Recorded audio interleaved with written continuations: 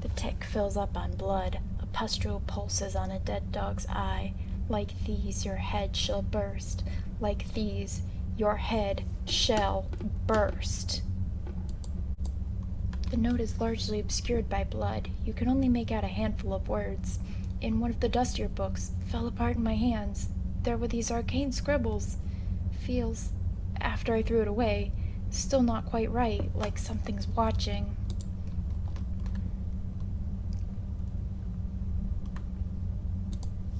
On the library. Very early into my professorship, a student came to my office one spring afternoon with a stack of papers in her arms. She said she'd been having strange dreams, on a place stretching forward and backward into infinity, dreams of hallways splitting into hallways, dreams of being lost in the intricate guts of some gigantic place that could not possibly exist.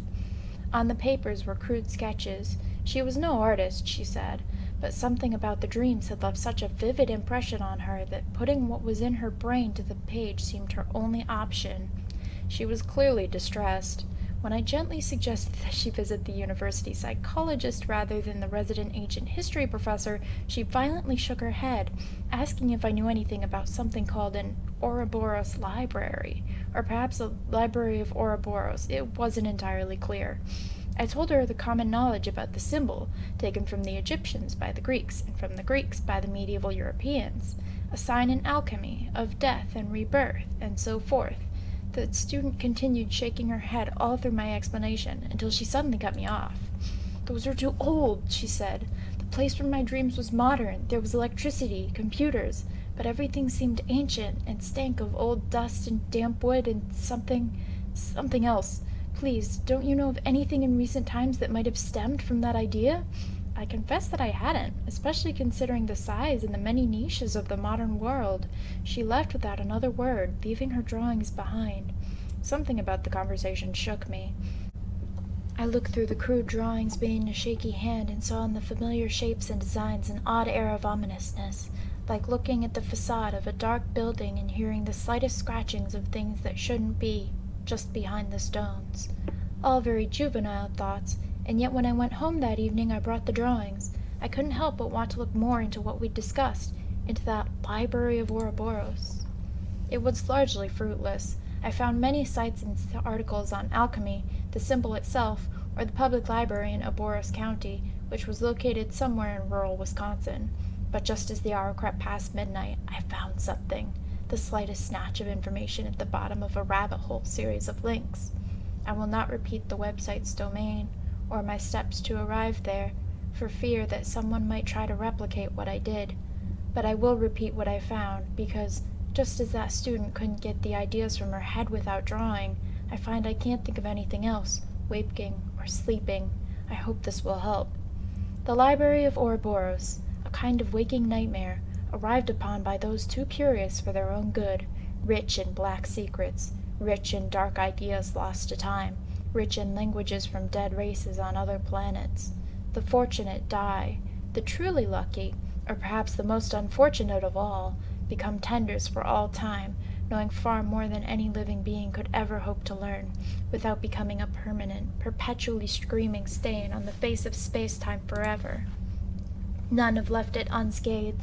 There are forbidden tomes that would prevent you from breathing should you merely touch them, and the tenders are beyond sanity and jealously keep their terrible secrets.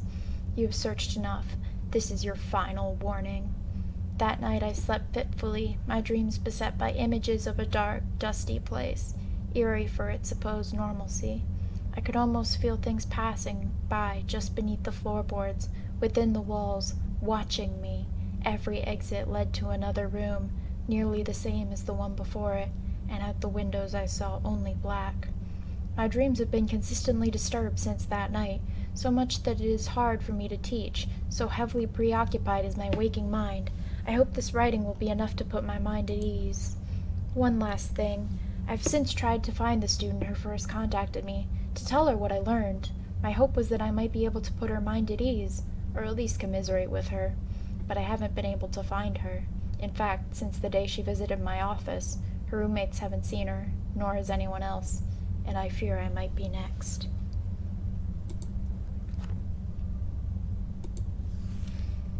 The Minister's Doom, Act 3, Scene 2. Bernice enters, followed closely by the librarian. Bernice is breathless, looking both exasperated and slightly excited. The librarian's expression is unreadable, as per usual. "But my husband will find out about us. He won't stay out forever." "I wouldn't be so sure, my dear. But shall we retire to the living room if we're to speak of such unpleasantness as your husband?" Bernice's face breaks suddenly into a grin. She grabs the librarian's hand, taking him onto the couch beside her. "Fine, then. If you're to stay, I want to hear some of those secrets you keep telling me about. You can't play me the fool forever." "I would never claim to do such a thing, my dear. Would you care to hear how I can stop a human heart with but a word?" "Goodness, that sounds dangerous." "It most certainly is. I wish to hear it." "Then, of course, you shall." He leans close to Bernice, who closes her eyes as if expecting a kiss, but the librarian leans past her, whispering something in her ear. Bernice's eyes open wide. She gives a single jerk, a strangled groan, and goes limp, sliding off the couch. Too curious for her own good. He stands, reaching in one of his pockets to withdraw a single black case containing Bernice's wedding ring. Taking a cursory look around the living room, the librarian eventually focuses on a single point on the opposite side. The librarian crosses the floor, leaves his item, and turns to leave. As he does so, the scene darkens, leaving only a single spotlight to illuminate the stage. It is fixed on a small, black case, which the librarian has decided to leave sitting atop the minister's writing desk. Something about this room is even worse than the last ones. Before there might have been an odd feeling in the air, a certain untraceable scent, but at least felt like somewhere people had been. Here, something's definitely wrong. I can hear something deeper in this room, barely perceptible, crying out in pain. Here goes nothing. V. The Minister's Doom, Act 4, Scene 3. Open atop the roof of the minister's estate. The minister lies against a statue of a lion spattered with his blood. A saber hilt protrudes from the gaping wound on his chest. The librarian stands over him, triumphant. "And so you finally cease your pathetic writhing." The minister spits up blood. "Are you here to taunt me or to end this charade? Go on, go on. You ruined my life, destroyed all I loved. Sever what remains, damn you." "Come now, minister. Is there any need for this melodrama? Kill me, damn you, kill me!" "Are you pleading for mercy, I wonder, or trying to salvage the last of your pride? It doesn't matter. Your reasoning is flawed. What are you—" He doubles over, his words lost in a bloody coughing fit. "Consider it.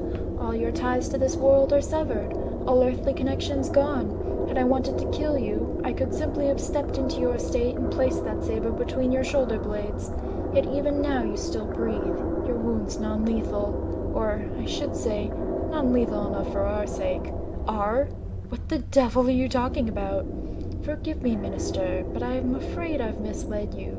You see, this was never about vengeance.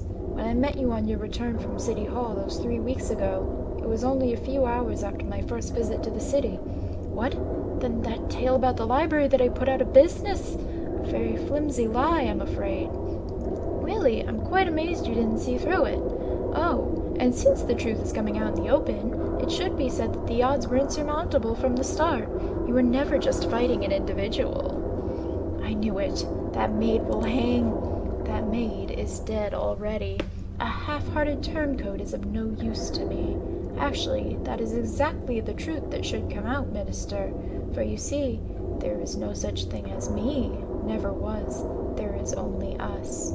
The minister is silent, his mouth hanging open in shocked awe. "A madman." "Wrong, my friend. Neither mad nor man. Nor are we here, as you so delightfully put it, to sever you. Quite the contrary, in fact. We want you to join us." The librarian steps closer. "We are always in need of fresh, strong minds.